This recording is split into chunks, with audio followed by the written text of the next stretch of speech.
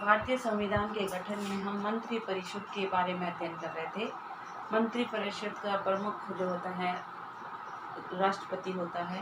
राष्ट्रपति की सहायता के लिए प्रधानमंत्री मंत्रिमंडल का अध्यक्ष होता है, जो मंत्रिमंडल के सभी सदस्यों के कार्यों का अवलोकन, निरीक्षण और सहयोग करने का प्रयास करता है या पथ प्रदर्शक का कार्य करता है। तो इसके बारे में हम कर चुके हैं। आज का हमारा टॉपिक है कि मंत्री परिषद के कार्य और अधिकार क्या हैं। तो मंत्री परिषद जो है, मंत्रिमंडल का प्रमुख कार्य सरकार की आंतरिक एवं विदेशी नीति का निर्धारण करना। पहला कार्य है मंत्री परिषद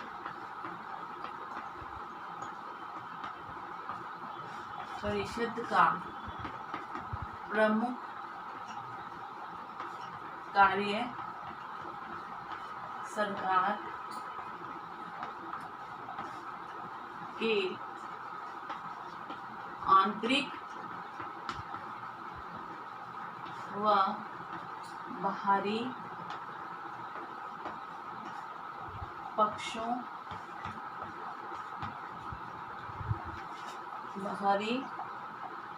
आंतरिक एवं बाहरी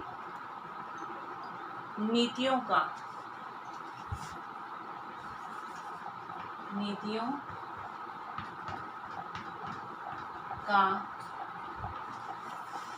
निर्धारण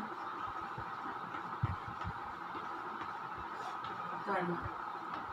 देखो, आंतरिक और बाहरी से मतलब विदेश। आंतरिक मतलब राज्य के अंतर्गत देश के अंदर कौन कौन सी नीतियां हैं उनका, और विदेश नीति। आपको पता हो मंत्रिमंडल में अलग अलग क्षेत्र के मंत्री नियुक्त किए जाते हैं। सभी अपने अपने क्षेत्र पर कार्य करते हैं। विदेश मंत्री, गृह मंत्री, रक्षा मंत्री, स्वास्थ्य मंत्री, शिक्षा मंत्री, कृषि मंत्री, ये विभिन्न पद जो हैं मंत्रियों के हैं। और सभी मंत्री अपने अपने पद अपने अपने क्षेत्र पर का कार्य करते हैं। अपने अपने क्षेत्र के विस्तार के लिए नई नई योजनाओं को बनाते हैं। उन योजनाओं का संपर्क हमारे देश में और विदेश से किस प्रकार से होता है, उनको जोड़ने का काम करते हैं। तो दोनों की नीतियों का कार्य जो है वो संभालने का काम करते हैं। दूसरा है भारत की विदेश नीति का निर्धारण। विदेश मंत्री जो होते हैं ना, भारत की विदेश नीति, विदेशों से हमारा व्यवहार कैसा है, उनसे क्या क्या हम आयात कर सकते हैं, क्या निर्यात कर सकते हैं, क्या क्या कार्य उनके सहयोग से कर सकते हैं, हम उनका सहयोग कैसे कर सकते हैं। तो भारत की विदेश नीति का निर्धारण भी मंत्री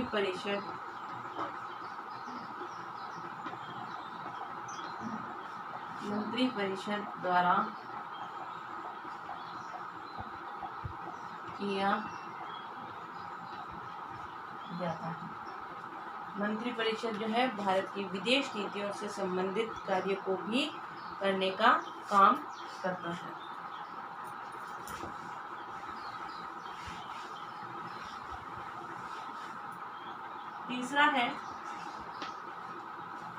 तीसरा कार्य है राष्ट्रीय नीतियों के क्रियान्वयन एवं शासन संबंधी कार्यों का। राष्ट्रीय नीतियां जो भी बनाई जाती हैं, उन नीतियों को कैसे क्रियान्वित करना है, और वह नीतियां क्रियान्वित हो रही हैं या नहीं हो रही हैं। जैसे अभी वर्तमान में राष्ट्रीय शिक्षा नीति जो 2020 आई है, तो वो शिक्षा नीति, शिक्षा के अंदर उसको लागू किया गया है। लागू करने में क्या क्या परेशानियां आ रही हैं, कैसे उनको क्रियान्वित करना है, तो वो सब की योजनाएं भी जो है यही बनाते हैं। तीसरा लिखो, राष्ट्रीय नीतियों का निर्धारण भी इन्हीं के द्वारा किया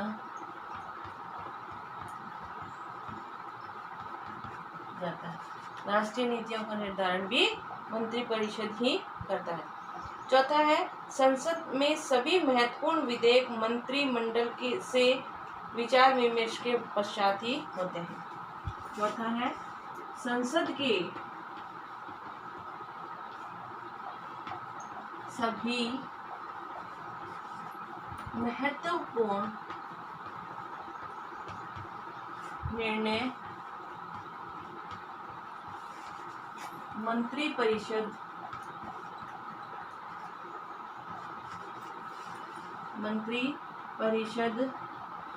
की सलाह के बाद ही पारित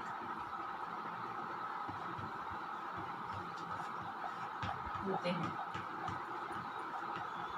जो भी प्रस्ताव होता है वो प्रस्ताव जब भी पारित होता है जब मंत्रिपरिषद के सभी सदस्य उसमें सहमति देते हैं, उसके बारे में रजामंद होते हैं, तभी वैसे फैसले लिए जाते हैं। नेक्स्ट है, देश का वार्षिक बजट जो होता है ना, देश का वार्षिक बजट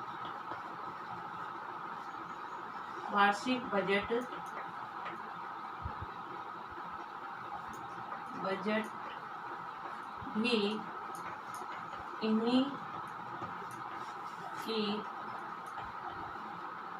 देख रेख में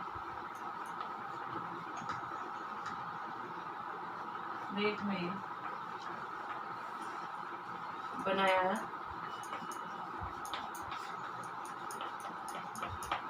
जो वित्त मंत्री होता है वो देश का बजट बनाता है। रेल मंत्री रेल का बजट बनाकर जो है संसद में प्रस्तुत करता है।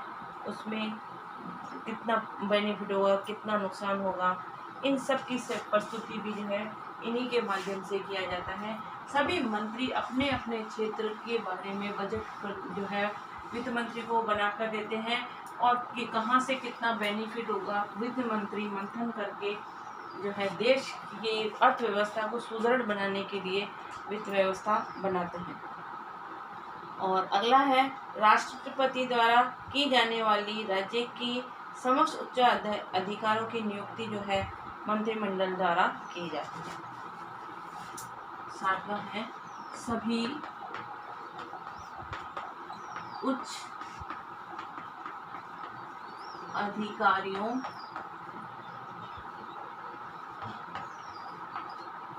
अधिकारियों की नियुक्ति मंत्रिमंडल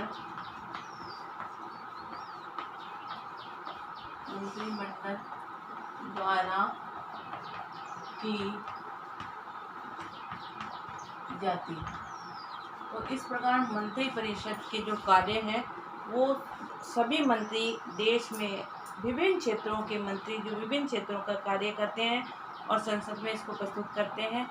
और देश कार्य प्रधानमंत्री की सहायता देश के को चलाने में, देश की व्यवस्था को सुदृढ़ बनाने में प्रधानमंत्री की सहायता करते हैं, जिनके सहयोग से, जिनकी विद्युता से जो है देश में कार्य होता है। कार्य लिखिए,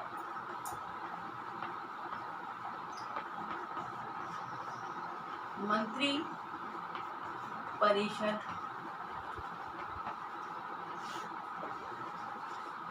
के कार्य बताइए।